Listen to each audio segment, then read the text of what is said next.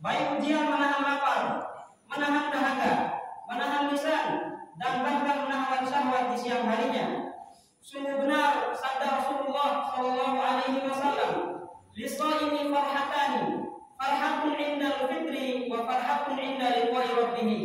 Bagi orang-orang yang berpuasa, mereka memiliki dua kebahagiaan, yaitu bahagia ketika berbuka atau Idul Fitri, dan yang kedua bahagia ketika kelak bertemu dengan Tuhannya.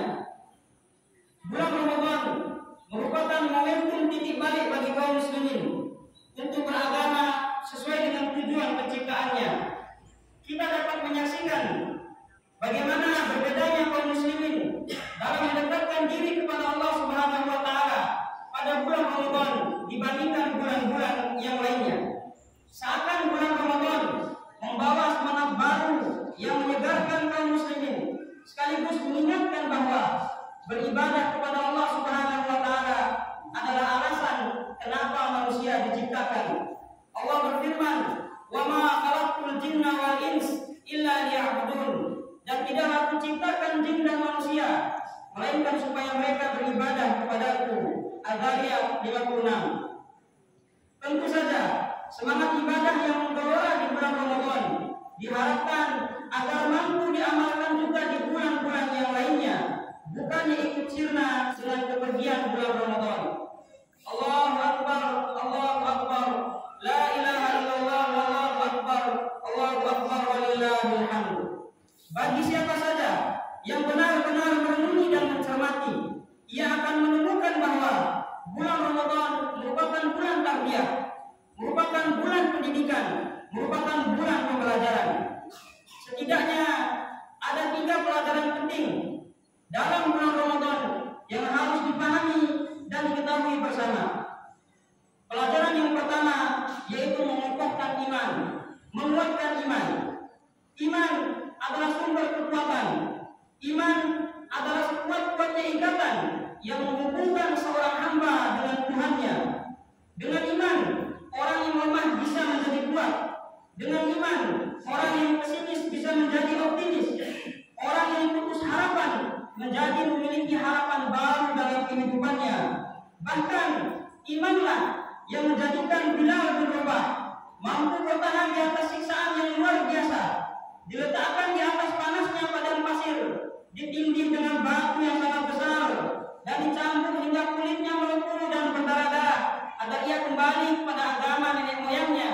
Namun Bilal bin Rabah dengan iman yang kuat di dalam dadanya, dengan tegas dan lantang beliau mengatakan, "Ahadun ahadun ahad, hanya Allah dan hanya Allah saja."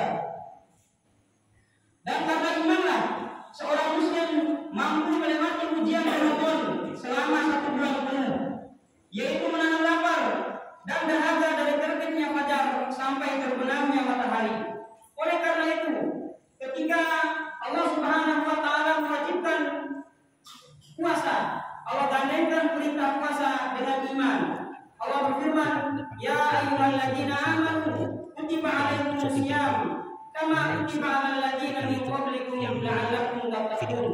Wahai orang-orang yang beriman, telah diwajibkan kepada kalian berpuasa sebagaimana telah diwajibkan kepada orang-orang sebelum kalian agar kamu bertakwa. Al-Baqarah 183. Juga berdasarkan hadis, "Man shoma ramadhana imanan wa ihtisaban, ghufira lahu ma taqaddama min dhanbi." Barang siapa yang berpuasa Ramadan karena iman dan mengharapkan pahala, maka diampunkan baginya dosa-dosanya yang telah lalu. Di antara hikmah yang tersembunyi yang berada di balik pelajaran pertama ini adalah seberat apapun ujian hidup yang menimpa kita, maka libatkan iman di dalamnya agar hati dan jiwa kita tenang serta lapang dalam menerima kehendak Allah Subhanahu wa taala. Seseorang yang bergerak di bidang usaha hendaklah membawa iman di dalam usahanya agar ia tidak curang dalam perniagaannya. Sebagaimana firman Allah Subhanahu wa taala, "Wailul lil mutaffifin." Celakalah bagi orang-orang yang curang. Alladzina idza qalu 'alan nasi yastawfun. Yang mereka apabila menerima takaran dari orang lain, mereka minta untuk dilebihkan. Wa idza kaluhum aw wazanuhum. Namun apabila mereka yang menakar dan menimbang, yuksirun, mereka mengurangi dan merugikan orang lain. hendaklah membawa iman dalam jabatannya, agar setiap tinta yang digoreskan oleh ujung penanya membawa kemaslahatan bagi agama dan bangsa. Sebab jika seorang pejabat menandalkan imannya, maka tidak lagi ada yang membatasi antara dirinya dengan kezaliman. Allah berfirman, "Waja'alna minhum a'immatan yahduna bi amrina lamma sabaru wa kanu bi ayatina yuqinun." Dan kami jadikan di antara mereka pemimpin-pemimpin yang memberi petunjuk dengan perintah kami ketika mereka sabar dalam menegakkan kebenaran. Wa kanu bi ayatina yuqinun, dan sungguh mereka itu dengan ayat-ayat kami mereka beriman. Seseorang yang dipandang sebagai ulama dan tokoh agama hendaklah menebarkan iman dalam ketokohan dan keulamaannya, agar setiap fatwa dan ijtihadnya didasari atas ketakwaan dan sejalan dengan nilai Islam yang murni. Allah berfirman, "Innama yakhshallaha min ibadihil ulama." Sesungguhnya yang takut kepada Allah Subhanahu wa taala dari hamba-hambanya hanyalah ulama. Dengan demikian, hendaklah seorang muslim menjadikan iman sebagai imam dalam menuntun kehidupannya, dan iman tidak akan bermanfaat melainkan setelah ia dipelajari dan diamalkan dalam kehidupan nyata. Buya Hamka, seorang tokoh bangsa yang melegenda, pernah berkata, "Iman tanpa ilmu bagaikan lentera di tangan bayi, sementara ilmu tanpa iman bagaikan lentera di tangan pencuri." Allahu Akbar, Allahu Akbar, walillahil hamd. Pelajaran kedua, yaitu menjadikan ibadah sebagai prioritas. Ramadan mengajarkan kita bahwa ibadah adalah prioritas utama. Ramadan mendorong kita untuk menempatkan ibadah di atas kesibukan-kesibukan duniawi kita. Bahkan orang yang bekerja atas dasar ibadah dengan yang bekerja karena mengejar harta dan dunia memiliki perilaku yang berbeda. Mereka mungkin sama-sama bekerja, akan tetapi tingkat kebahagiaan yang dirasakan sangat jauh berbeda. Beribadah kepada Allah Subhanahu wa taala adalah kunci utama untuk menggapai derajat takwa dan kemenangan. Allah berfirman, "Ya ayyuhalladzina amanu ruk'u wasjudu wa'budu rabbakum waf'alul khair la'allakum tuflihun." Wahai orang-orang yang beriman, rukulah kamu, sujudlah kamu, dan sembahlah Tuhanmu, dan lakukanlah kebaikan supaya kamu mendapatkan kemenangan. Oleh karena itu, kita dapat melihat betapa banyak hadis-hadis dari Nabi SAW yang memotivasi kaum muslimin untuk semangat beribadah di dalam bulan Ramadan. Di antaranya hadis Nabi SAW ketika beliau didatangi oleh seorang sahabat yang bertanya, "Ya Rasulullah, dullani ala amalin adkhulu bihil jannah." Wahai Rasulullah, tunjukkan kepadaku satu amalan yang dengannya aku bisa masuk surga. Maka Nabi bersabda, "Alaika bisawm la mithla lahu."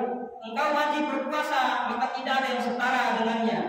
Atau dalam hadis yang lain, Nabi memotivasi kita, "Man qama ramadhana imanan wa ihtisaban, ghufira lahu ma taqaddama min dhanbi." Siapa yang mendirikan salat qiyam Ramadan atau salat tarawih, maka karena iman dan mengharap pahala, maka diampunkan baginya dosa-dosa yang telah lalu. Tidaklah seorang hamba beribadah kepada Allah melainkan akan tenang jiwanya. Allah berfirman, "Alladzina amanu wa tatma'innu qulubuhum bi dzikrillah, ala bi dzikrillah tatma'innul qulub." Orang-orang yang beriman dan hati mereka menjadi tenang dengan mengingat Allah. Ketahuilah, hanya dengan mengingat Allah lah hati menjadi tenang. Dengan beribadah kepada Allah Subhanahu wa taala dapat menuntun kita agar terhindar daripada perbuatan keji dan munkar. Allah berfirman, "Wa aqimis shalah, inna sholata tanha 'anil fahsya'i wal munkar." Dan tegakkanlah salat, sesungguhnya salat dapat mencegah dari perbuatan keji dan munkar. Allahu Akbar, Allahu Akbar, walillahil hamd. Dan masih banyak lagi ayat-ayat yang menjelaskan keutamaan ibadah. Seharusnya semangat ibadah yang kita lakukan selama bulan Ramadan dapat juga berdampak di bulan-bulan lainnya dan tidak terhenti dengan berlalunya bulan Ramadan. Jangan sampai masjid-masjid kita hanya ramai di bulan Ramadan, namun kembali sepi di bulan-bulan yang lainnya. Jangan sampai kita hanya beribadah kepada Allah Subhanahu wa taala di bulan Ramadan, namun kembali meninggalkannya di bulan-bulan yang lainnya. Seorang ahli ilmu berkata, kunu rabbaniyin wa la takunu ramadhaniyin. Jadilah kalian hamba-hamba Allah dan janganlah kalian menjadi hamba-hamba Ramadan yang hanya beribadah kepada Allah sepanjang Ramadan saja. Hal tersebut sesuai dengan firman Allah Subhanahu wa taala, wa'bud rabbaka hatta ya'tiyakal yaqin, dan sembahlah Tuhanmu sampai datang kepadamu kematian. Al-Hijr 99. Allahu akbar, Allahu akbar, walillahil hamd. Pelajaran ketiga yaitu menunjukkan kepedulian sosial terhadap sesama.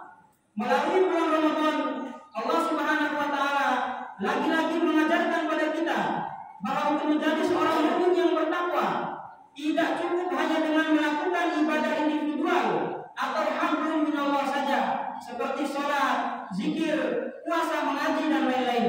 Namun juga harus disertai dengan ibadah sosial atau hablum minannas. Bahkan iman seorang muslim belum dikatakan sempurna sampai ia mencintai saudaranya sebagaimana ia mencintai dirinya sendiri. La yu'minu ahadukum hatta yuhibba li akhihi ma yuhibbu li nafsihi. Bahkan tujuan diutusnya Rasulullah tidak hanya untuk kesolehan dirinya saja atau untuk kesolehan kaumnya saja, melainkan untuk kebaikan seluruh manusia. Allah berfirman, "Wa ma arsalnaka illa kafatan linnas, basyiran wa nadhira, walakinna aktsara nasi la ya'lamun." Dan kami tidak mengutus engkau melainkan kepada umat manusia seluruhnya sebagai pembawa berita gembira dan sebagai pemberi peringatan, tetapi kebanyakan manusia tidak mengetahuinya. Dengan demikian, melakukan ibadah sosial karena Allah Subhanahu wa taala merupakan amalan yang sangat mulia. Kita bisa melihat dalam bulan Ramadan ada beberapa ibadah sosial yang Nabi Shallallahu alaihi wasallam lakukan. Yang pertama yaitu mengeluarkan zakat fitri. Zakat fitri hukumnya wajib baik kepada laki-laki maupun perempuan, baik kepada budak maupun orang merdeka, baik kepada orang dewasa maupun anak kecil. Kemudian yang kedua, sedekah. Rasulullah adalah panutan dalam segala kebaikan, termasuk panutan dalam sedekah. Tidak diragukan lagi bahwa Rasulullah SAW adalah orang yang paling dermawan. Namun kedermawanan Nabi akan bertambah-tambah pada bulan Ramadan. Yang ketiga, memberikan makanan untuk orang yang berbuka puasa. 3 ibadah sosial di atas menunjukkan betapa besarnya perhatian Rasulullah SAW terhadap manusia lainnya dan selayaknya bagi kaum muslimin untuk mencontoh Nabi Muhammad SAW dalam hal tersebut. Mengenai kecintaan terhadap ibadah sosial, dapat juga kita pelajari dari seorang ulama Nusantara sekaligus pahlawan nasional, yaitu Kiai Haji Ahmad Dahlan. Suatu hari saat mengajarkan murid-muridnya surah Al-Ma'un, ada seorang murid yang bertanya kepada beliau, "Wahai Kiai, kenapa kita terus mengulang-ulang pelajaran surat Al-Ma'un? Apakah tidak ada surat lain dalam Al-Quran ini, wahai Kiai?"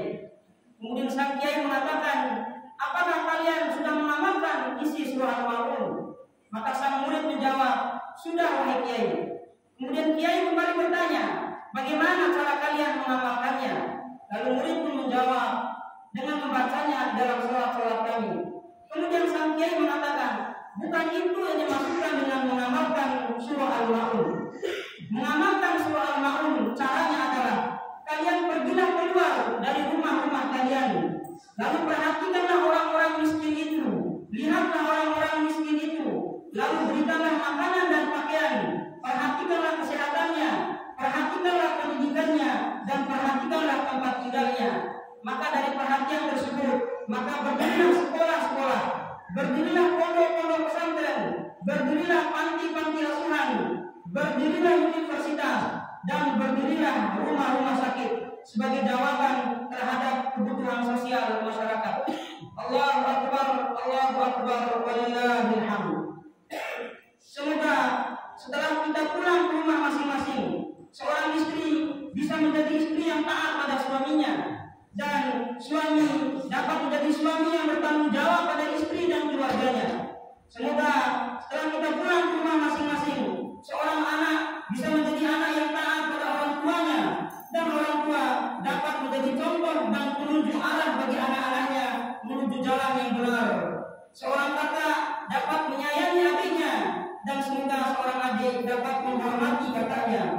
Semoga Allah Subhanahu wa taala memperbaiki kondisi dan hubungan kita semua, karena sejatinya semua orang yang beriman adalah bersaudara. Amin ya rabbal alamin. Allahu akbar, walillahil hamd. Selanjutnya, marilah kita berdoa kepada Allah Subhanahu wa taala. Semoga Allah Subhanahu wa taala menerima amal ibadah kita yang dilakukan di bulan Ramadan. Semoga Allah menerima puasa kita, menerima salat kita, dan menerima seluruh ibadah-ibadah kita. Innallaha wa malaikatahu yusholluna 'alan nabi. Ya ayyuhalladzina amanu shallu 'alaihi wa sallimu taslima. Allahumma shalli 'ala Muhammad wa 'ala ali Muhammad kama shallaita 'ala Ibrahim wa ali Ibrahim wa barik 'ala Muhammad wa ali Muhammad kama barakta 'ala Ibrahim wa ali Ibrahim innaka Hamidum Majid. Allahumma ighfir lil muslimina wal muslimat wal mu'minina wal mu'minat al ahya'i minhum wal amwat innaka sami'un qaribun mujibud da'wah ya qadiyal hajat. Allahumma rabbana taqabbal minna salatana wa siyamana wa qiyamana wa ruku'ana wa sujudana wa tadarru'ana wa tafasudana wa ta'abbudana wa tamim takfiruna ya Allah ya rabbal alamin. Allahumma ja'al jam'ana hadha jam'an marhuma wa tafarruqana min ba'dihi tafarruqan ma'suma. Allahumma arina al-haqqa haqqan warzuqna ittiba'a wa arina al-batila batilan warzuqna ijtinaba. Allahumma inna nas'aluka salamatan fid din wa 'afiyatan fil jasad wa ziyadatan fil ilmi wa barakatan fil rizqi wa tawbatan qabla al-maut wa rahmatan 'inda al-maut wa maghfiratan ba'da al-maut. Allahumma hamin 'alaina fi sakaratil maut wa najata minan nar wal 'afwa 'inda al-hisab. Rabbana atina fid dunya hasanah wa fil akhirati hasanah wa qina 'adzaban nar. Subhana rabbika rabbil 'izzati amma yasifun